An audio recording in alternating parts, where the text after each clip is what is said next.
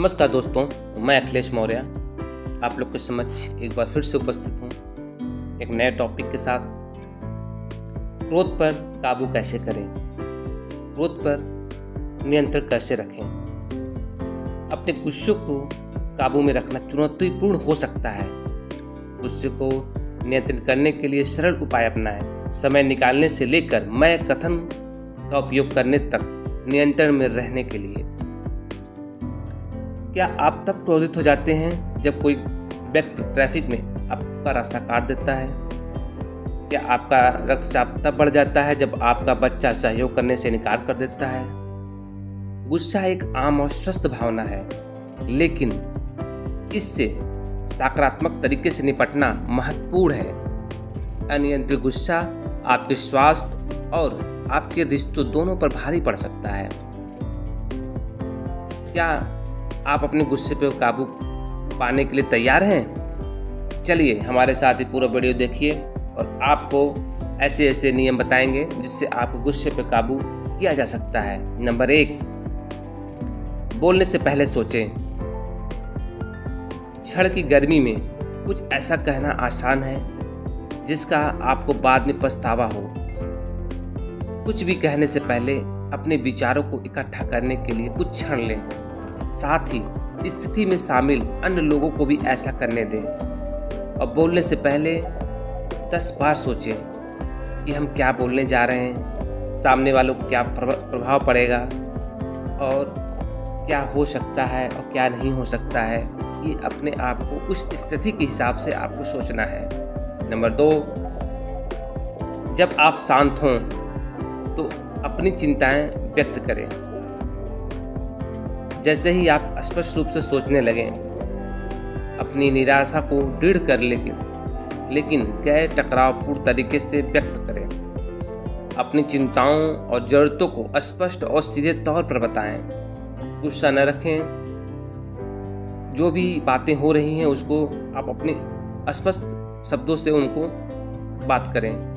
दूसरों को चोट पहुंचाए बिना या उन्हें नियंत्रित करने की कोशिश किए बिना आप शांत रहें और उसके बारे में चिंतित और व्यक्त करते रहें, सोचते रहें कि क्या हमें क्या करना चाहिए।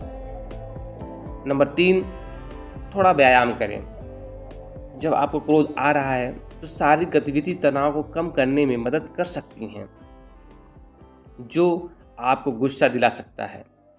अगर आपको लगता है कि आपका गुस्सा बढ़ रहा है तो तेज चलें या दौड़ें या व्यायाम करें। आप स्थिति के हिसाब से कुछ भी कर सकते हैं। अपने हाथ को रब करें।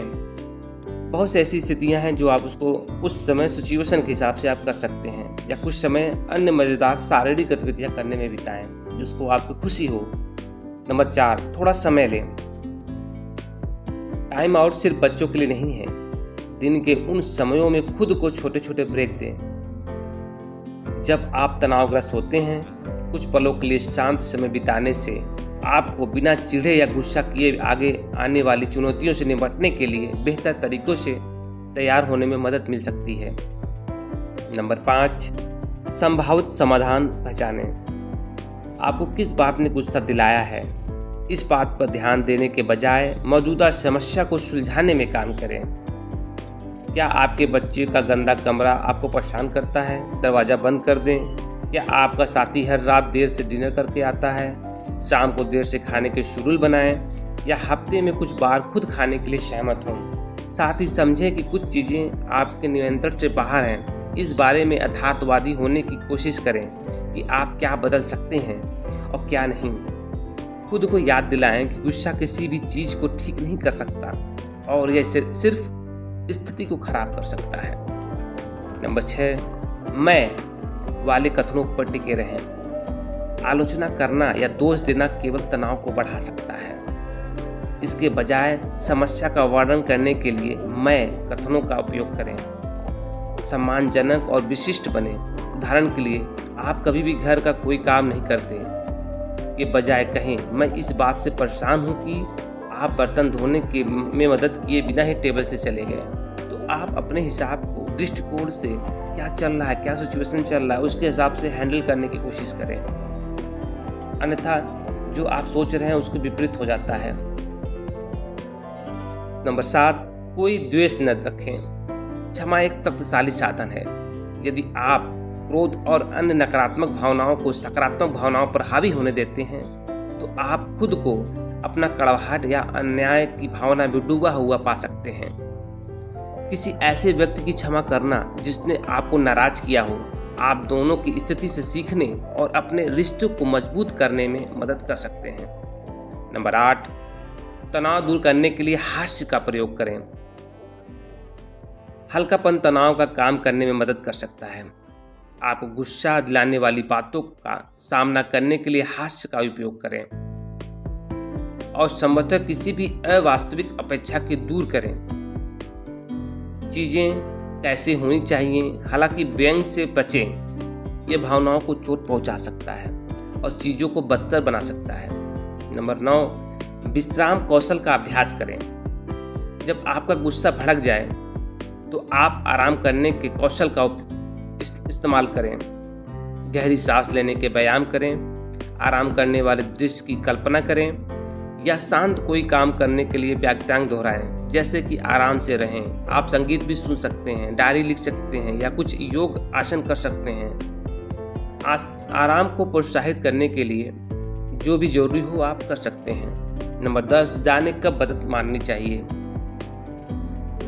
जाने कब मदद मांगनी है। क्रोध को नियंत्रित करना सीखना कई बार चुनौतीपूर्ण हो सकता है। अगर आपका गुस्सा नियंत्रण से बाहर लगता है, आपको ऐसा काम करने पर मजबूर करता है जिसको आपको पछतावा होता है या आपके आसपास के लोगों को दुख पहुंचाता है, तो क्रोध से जुड़ी समस्याओं के लिए मदद लें और मदद को हीन भावना से न देखें। आपको लग रहा है कि आपको क्रोध शांत हो सकता है, जिस सिचुएशन में काम करना चाह रहे हैं उस सिचुएशन के हिसाब से आप उसको हैंडल कर सकते हैं। अगर ये वीडियो आपको पसंद आई हो प्लीज़ लाइक शेयर सब्सक्राइब जरूर करें और कमेंट जरूर करें। धन्यवाद। जय हिंद, जय भारत, वंदे मातरम।